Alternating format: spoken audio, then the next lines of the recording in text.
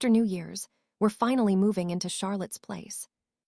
I stopped just outside my parents' dining room. My younger sister Melissa was laughing beside the Christmas tree, wineglass in hand, while 3 relatives nodded as if she'd just announced something completely ordinary. Aunt Carol blinked. "Charlotte's vacation house, she's giving it to you." "Mom and Dad handled it," Melissa said. "We won't even have rent." My stomach tightened. Then my mother, Diane, stepped into the conversation. "We've been remodeling it for weeks. New paint, furniture, the children's rooms. It was ridiculous having that beautiful house sitting there when Melissa needs somewhere stable." My house. The vacation home I had bought with my own money. Nobody had asked me for a key, permission, or even a conversation. I stepped into the room. "Which house are you talking about?" Melissa's smile vanished. My father, Richard, turned slowly toward me. For 3 seconds, the Christmas party went strangely quiet. Then Dad gave me the smile he always used before explaining why something that belonged to me should somehow belong to Melissa instead. "Charlotte, don't make this awkward." That sentence told me more than an apology ever could. Because nobody looked confused. They looked caught. Christmas music continued playing softly, while my relatives suddenly became fascinated by their drinks. I looked at Melissa. "You're moving into my vacation home." She glanced toward Mom. "We've already taken some boxes over." "Some." Mom stepped between us. "Charlotte, you barely used the place. Melissa's rent went up again, she has children, and you have another home. We saw an obvious solution." "You remodeled it." "Only what needed updating." "And when exactly did I agree to any of this?" Dad's expression hardened. "You're 32 years old. Surely we don't need a family meeting every time we try to help your sister." There it was. The same power they had used for years. Melissa needed something, so I was expected to provide it. If I resisted, I became difficult, ungrateful, selfish. Except this time, they hadn't asked me to share a bedroom or lend Melissa money. They had taken control of a house I legally owned. Aunt Carol finally spoke. I thought Charlotte knew. Mom shot her a look. Melissa lowered her voice. "Mom said everything was settled." Dad walked closer to me. "And it should stay settled. Imagine telling those children now that they can't have the bedrooms they've already picked." That was when I understood why they had announced the arrangement to the entire family before telling me. They wanted witnesses. If I objected, I wouldn't simply be protecting my property. I would become the successful daughter throwing her sister's children out at Christmas. Everyone waited for me to explode. Instead, I smiled. "I understand." Mom's shoulders dropped immediately. Dad actually nodded, satisfied. "I knew you'd be reasonable." I picked up my coat and left. 10 minutes later, sitting alone in my car, I opened the property monitoring account on my phone. My smile disappeared. There weren't 2 or 3 suspicious entries. There were weeks of them. Contractors. Furniture deliveries. My father. My mother. Melissa. Again and again. None had been authorized. I scrolled backward until I found the document I had sent months earlier. The written notice explicitly revoking my parents' emergency access to the property. Then I called my property manager. "Mark, I need you to check something tonight." "What happened?" "I think my family has been entering the house." A pause. "How much do they know?" "Nothing yet." I forwarded him the revocation notice. "Until I tell you otherwise, nobody gets permission to enter that property. Not my parents, not my sister, nobody." "Understood." I stared again at those access records. My parents hadn't misunderstood a casual boundary. They had received written notice months earlier telling them they were forbidden from entering without my authorization. Yet somehow they had been walking in and out of my house for weeks. Which left one question I suddenly needed answered. If my parents knew they were forbidden from entering my house. How exactly had they gotten inside? My phone rang before I even made it home. Mom. I let it ring twice before answering. Charlotte, what was that little performance tonight? Diane asked. Performance. Walking out like we'd done something terrible. I pulled into my driveway but stayed in the car.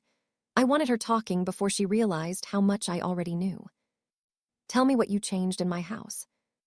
Mom sighed. We replaced some outdated furniture, painted 2 rooms, and made the place useful. That's all. Who gave you permission? Silence. Then her voice sharpened. Melissa has 2 children, Charlotte. Her rent went up again. You have another home. That vacation house sits empty half the year. That wasn't my question. Family helps family. I almost laughed. Apparently, in my family, helping meant volunteering someone else's property. Then I heard Dad in the background. Give me the phone. Richard came on seconds later. Your mother is upset. I asked who authorized you to remodel my house. You're focusing on the wrong thing. Everyone already knows Melissa is moving in. Do you understand how humiliating it would be if you backed out now? Backed out. As though I had ever agreed. I looked at the access records, still open on my phone. Dad, did you give Melissa a key? Nothing. Dad, you gave us emergency access years ago. And suddenly, I remembered something. Months earlier, I had visited the vacation home and immediately sensed that someone had been there. A cabinet had been moved. The thermostat was several degrees warmer than I left it. I had called my parents. Both denied visiting. That was exactly why I had changed the official access instructions and sent them written notice revoking their emergency permission. I revoked that access, I said. Dad gave a dismissive laugh. Don't be ridiculous. You received the notice. And you're not going to throw your own sister into the street. Do not enter that house again until we sort this out. He started speaking, but I ended the call. Then I forwarded everything to Mark. The access logs, my ownership documents, and the dated warning my parents had received months earlier. For the first time that night, I stopped trying to convince them that my boundaries mattered. I simply enforced them. At exactly *7:14 the next morning I opened the security controls. One by one, I disabled every unauthorized access credential connected to my vacation home. Then I locked my phone and waited. Christmas morning exploded before I finished my first cup of coffee.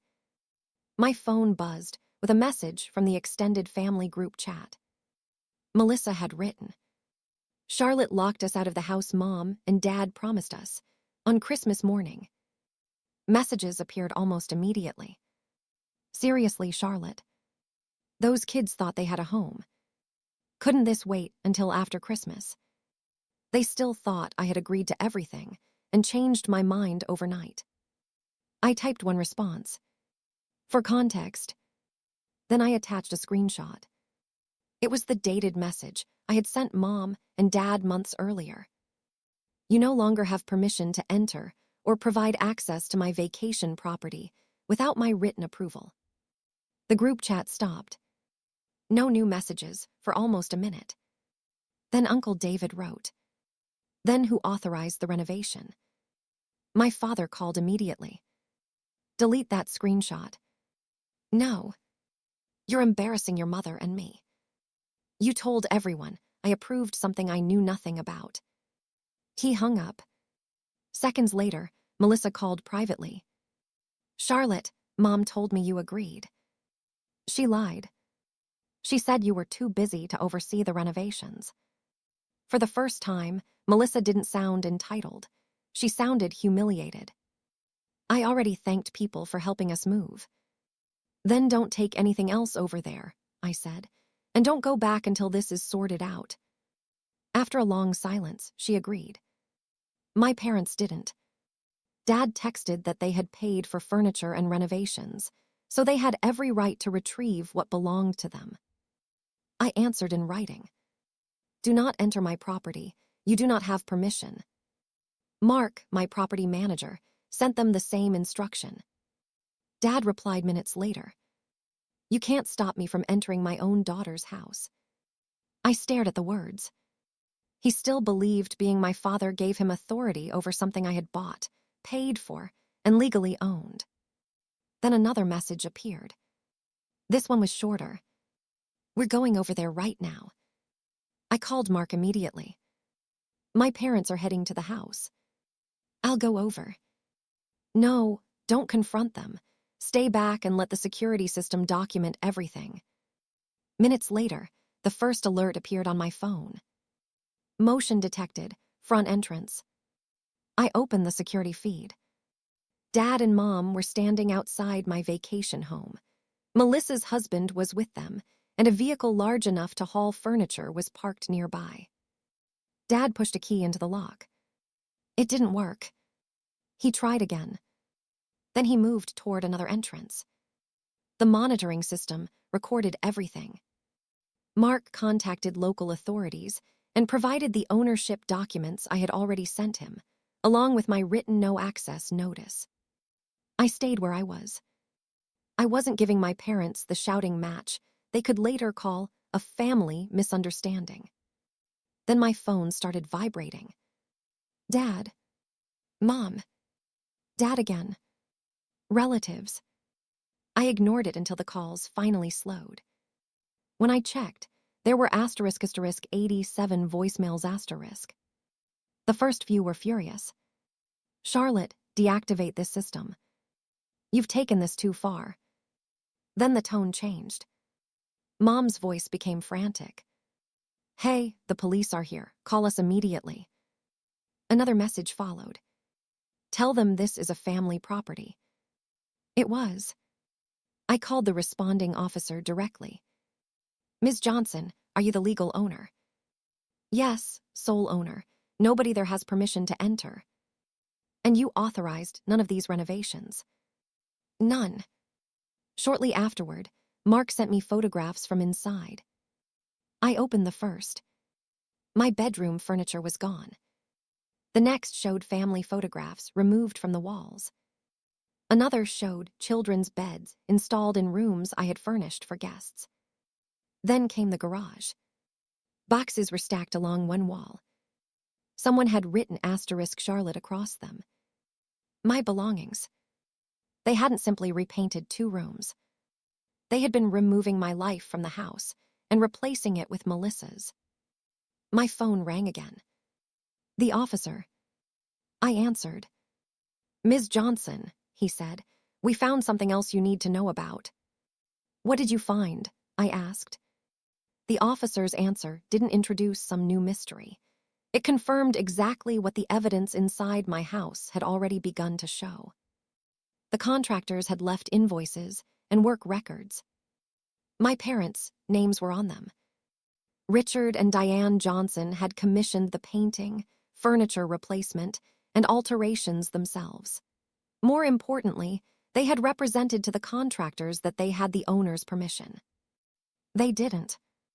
The access records showed repeated entries after I had explicitly revoked their permission. The photographs showed my belongings packed into boxes and moved into the garage, while Melissa's family's belongings took their place. Piece by piece, the plan became impossible to deny. My parents hadn't intended to ask me for the house. They intended to make the decision irreversible before I could object.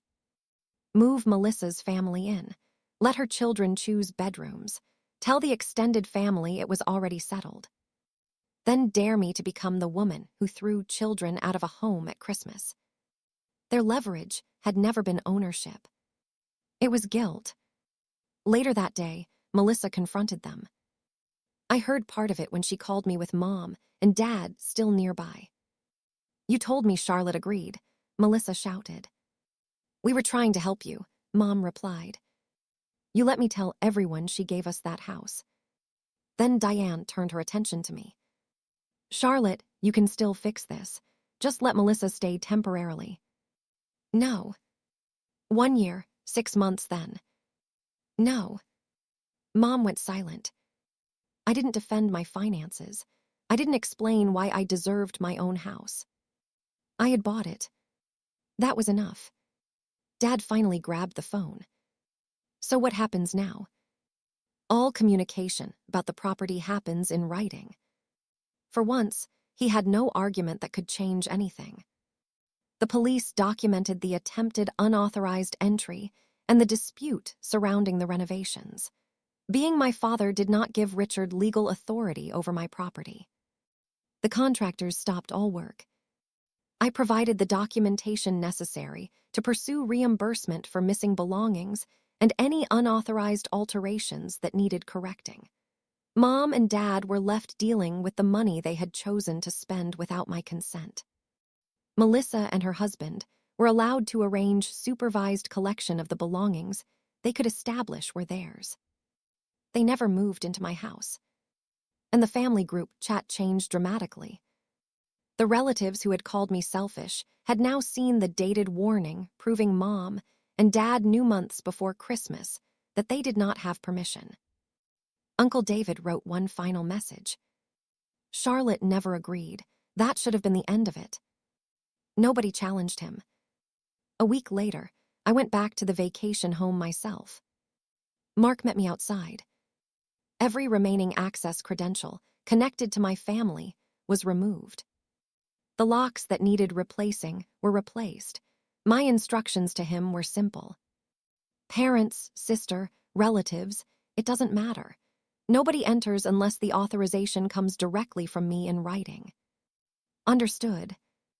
Inside, I walked through rooms that barely looked like mine anymore. I didn't rip everything apart simply because my parents had chosen it. Some improvements were useful, so I kept them. Others I reversed. My photographs went back where I wanted them. My furniture was recovered where possible. The children's rooms my parents had created were returned to guest rooms. The house became mine again, not because a deed suddenly changed, but because I finally stopped allowing my family to behave as though my boundaries were negotiable. Melissa and I didn't magically become close afterward. What happened damaged our relationship. But eventually, she admitted something I had needed to hear. I should have asked you myself. Yes, I said, you should have. She had benefited from what my parents were doing, but she had also been lied to about my consent. That left something between us that might eventually be repaired. With my parents, the change was permanent. No more emergency keys. No access codes. No financial favors they could transform into entitlement. And no authority over decisions that belonged to me. The following Christmas, I celebrated at the vacation house. Not at my parents' home. I invited people I wanted there, cooked dinner in my own kitchen, and watched snow gather beyond the windows without wondering what decision my family had made for me behind my back. A year earlier, my parents had stood at their Christmas party, believing they could take my house because I would be too afraid of looking selfish to stop them. They were wrong. I came home for Christmas thinking my parents had stolen my house, but by the time Christmas was over, they had lost the one thing that had allowed them to take it in the first place: control over me.